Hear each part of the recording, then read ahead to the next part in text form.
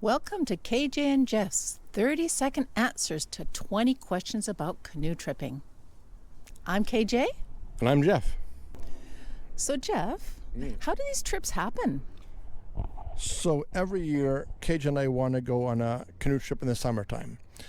And so when I hear about a location that might be good for a canoe on the coast, in the ocean, I look at articles and websites and Facebook posts and forums to see if indeed it would be okay for us. And if it is, then I start looking at maps and Google Earth and a website that lists all the campsites along BC's coast. And I start to list all those campsites on the map, and I start to make a route based on where those campsites are and based on tides and currents and how far we want to travel every day and how far we want to travel in total. And then I make a route. And that process can take anywhere from 2 to 6 months. And that's how it happens. Wow. What effects do tides have? In BC, we have 3 to 5 meter high tides. But generally, the tides don't have an effect on us paddling. At the most, they're helpful when we're with the tide, and they're annoying when we're against the tide. Also, the tides have an effect on how far we have to carry our gear, either to the water or away from the water. And that's at most annoying, and we just deal with that. Also, a high tide can influence where we put our tent. If a tide comes on the whole beach, we have to put our tent above the high tide mark. However, there are some locations where there is a real tidal current, and those are indicated on the marine charts. There are also tables that tell us when the period in the high and low tide, called slack, is going to be, and we plan to go through those places at that lull called slack, and that's how we deal with it. KJ, can you explain why we don't use a kayak?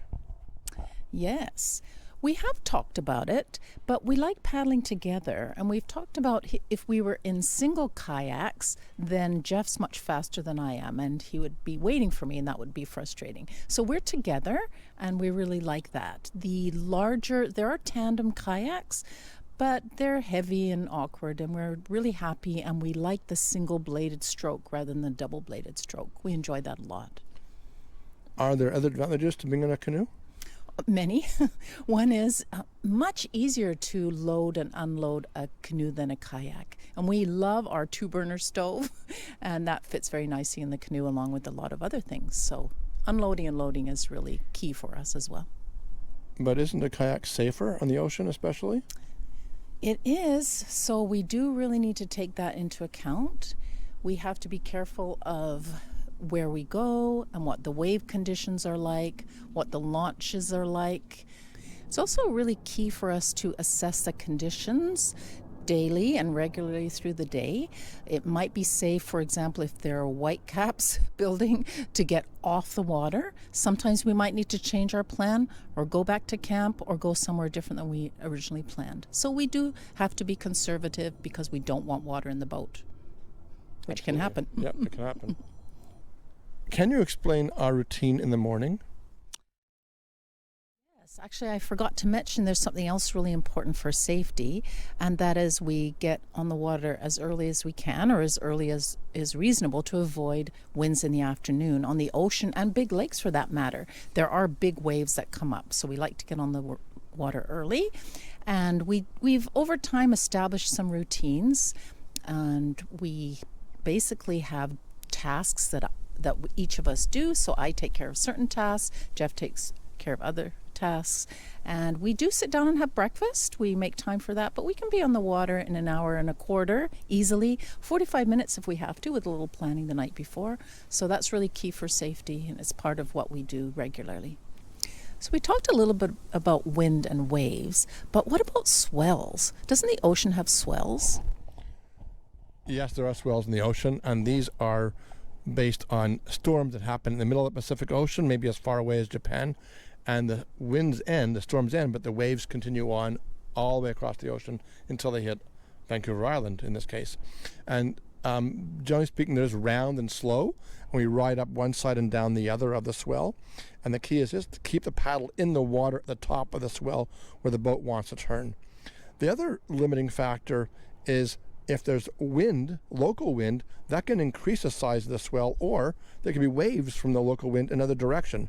And we want to avoid those at all costs. So we have to plan that, and part of that is getting up early before those local winds start.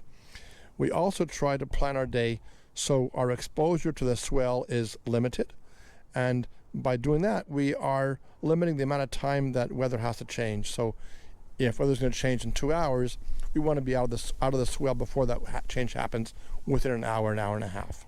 And what do you eat on these trips? We bring a lot of fresh vegetables, and on our 2-burner stove, we saute those vegetables, and we always have some kind of starch that's easy and fast to cook. So it could be udon noodles, minute rice, gnocchi, and then a protein. Initially, we might have tofu. We bring some frozen fish for the first night, and then later on, we might have canned salmon, for example. And we've also made falafels, which you really liked, with hummus and tabbouleh salads. And we've also made burritos with egg. We can make eggs. Breakfast, oatmeal, bagels, powdered milk. Peanut butter and jam. Peanut butter and jam for Jeff, for sure. And lunch, we might have some pre-made sandwiches or crackers and cream cheese. Again, maybe some tuna. So we eat very well, I would say. We do, yeah. And what about fishing and crabbing and that kind of stuff? Some people do. We've talked about it and decided not to do that. One reason is it's risky. What if we don't catch a fish? Then we might not have enough food. And if we do, we might have too much food.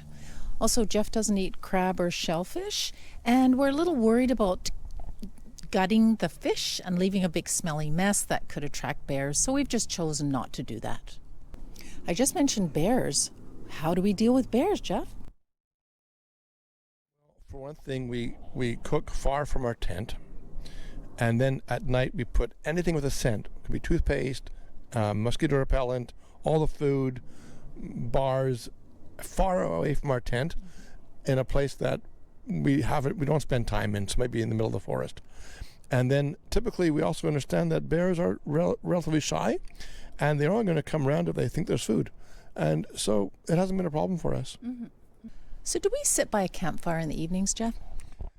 We do not make campfires. First, we like to sit and enjoy the stars if it's dark enough. We like to listen to the animals, the birds, watch the seals in the ocean in front of us, or seabirds. And we also find campfires smelly, dirty, and burning driftwood is very toxic. It releases chlorine gas. And taking wood from the forest depletes the forest of nurture. On top of that, there are often fire bans in summer, and some places we go have permanent fire bans. So lots of reasons not to make a campfire. Yeah, it's a decision we made. We make that decision for ourselves, yeah. Mm-hmm. Yeah. What are the campsites like? Campsites a great question. Often the campsites are very rudimentary. They've been built by paddlers over the last 50 years or so. Sometimes someone's just cleared a space in the forest, a flat space, which is enough. Camping on the beach is very popular. We tend not to camp on the beach unless we have to.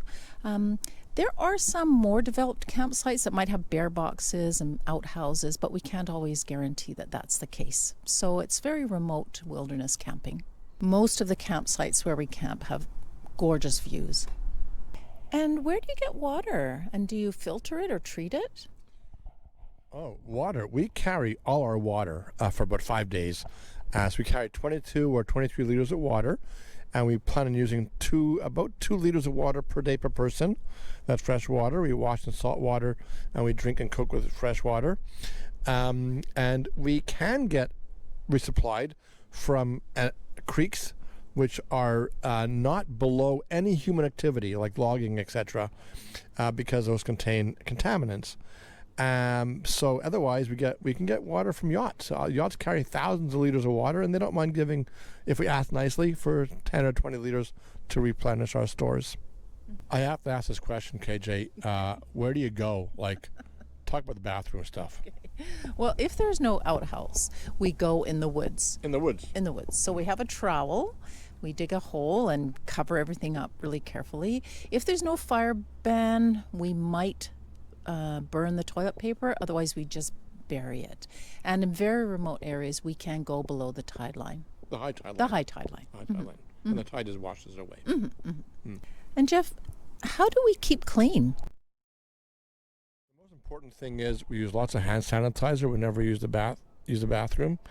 And otherwise, we might get to bathe in a lake. Maybe we get to wash our clothes in fresh water if there is any big sources. Otherwise, we're in and out of the water with our feet, and we don't actually get that smelly, and we really enjoy the shower at the end of the trip. We do. What clothes do we bring? So basically, we wear the same clothes every day. If it's hot, we have short sleeves. We also have long sleeves. We bring rain gear with us because it might rain. You never know. At night, we change clothes. We have long johns, maybe a wool shirt if it's cold.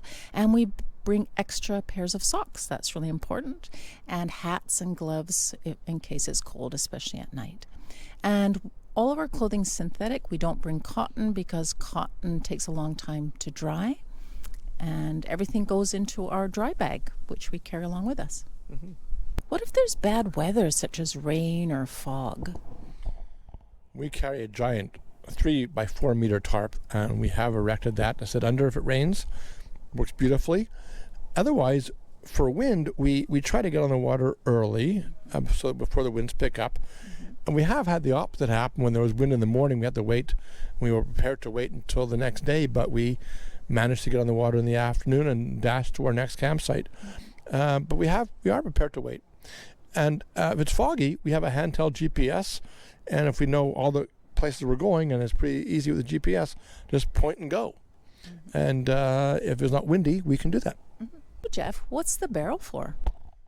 The barrel is where all the things that can't get wet, mustn't get wet, go. The barrel is completely waterproof. It'll float in the water. And we put our sleeping bags in there. We put our thermarests, our sleeping pads, electronics, anything that can under any circumstances get wet goes in the barrel. And it's very convenient. And we have a harness so I can carry it very easily. What about the pail? What's a pail for, KJ? I love the pail. The pail has our fresh vegetables and fruit and anything else that we want to stay cool. And I can move the pail around at camp into the shade. Sometimes it might even be able to sit in the water if we are on a lake. So the pail is lovely to keep the cold food, the perishable food, separate from the dry food. So can you talk about our canoe and our paddles? Yeah, so our canoe is a clipper tripper Kevlar, and it's light, it's long, and it's fast. Doesn't turn very easily, but for what we want to do, it tracks in a straight line, and we can paddle that thing at about 6 kilometers an hour, generally speaking. So it works for us. Now, we do have a skirt that covers it if we're worried about rain or waves coming over, but we don't like to use it because it makes loading and unloading a little difficult, and it's a little confining as well. We like to have it open. And our paddles, we tend to use long, skinny paddles. KJ has an otter tail, and I have a beaver tail, and it works for us. We can paddle at the same rate, same time, and the skinnier paddles don't pull a lot of water, so they're a little easier on the body. Kind of like riding a bike in an easy gear versus a hard gear. What would we do in an emergency situation, such as a capsize or a medical emergency? Well, on the British Columbia coast, there's not much cell phone coverage, so we've opted to carry a VHF radio, which is like a special walkie-talkie. And I carry it in my PFD. It's waterproof and it floats. And in the event of emergency, we just call on channel 16, and the Coast Guard monitors that channel, and any passing vessel monitors that channel, and so do fishing lodges, and they will come and respond immediately.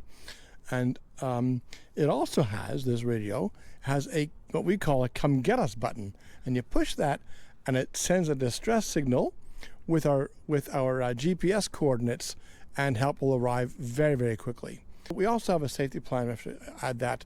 We have a safety plan which covers how to get out quickly and how to contact a water taxi, for instance. So based on these things, we've decided not to carry a sat phone or other device like an InReach, and it works well for us. Mm-hmm. So Jeff, here's the last question. Really important question. Number 20. When you're making a video, are you paddling? Short answer, yes. I have a board in front of me, and the GoPro sits on that board. I hit a button and it records. So at most, I lose a half a stroke, maybe at the most. And otherwise, I'm hand holding. If I'm hand holding, I'll let you know. Most of the time. And a question for you: can you tell when I'm not paddling? I sure can. The canoe gets really heavy all of a sudden, and it's really difficult. But as Jeff said, he's getting really good at letting me know when he's going to stop paddling, so I can be prepared and stop paddling too. There you go. There we go. So thank you for watching and for listening to Jeff and KJ's 30-ish second answers to 20 questions about canoe tripping. If any other questions come to mind, please pop them in the comments. And don't forget to hit the like button and subscribe. Thanks for watching. See you on the water. What's the first question, KJ? Are you going to stop it, honey? Mm-hmm. Maybe we can talk about how we get on the water early in the morning. Mm-hmm. How do we do that, Jeff? Oh, it's my turn? That did not work. And what's our routine? And can you... And... Okay, go ahead. Okay. We'll try that. I don't know, no memory of it. Okay. So, Jeff, Okay. you're a little odd. You're odd too. So, No, Jeff, no, you're not odd. shut I'm that. odd. I'm odd. Watch my forehead. Oh, my eyes. Okay, so Jeff. Yeah.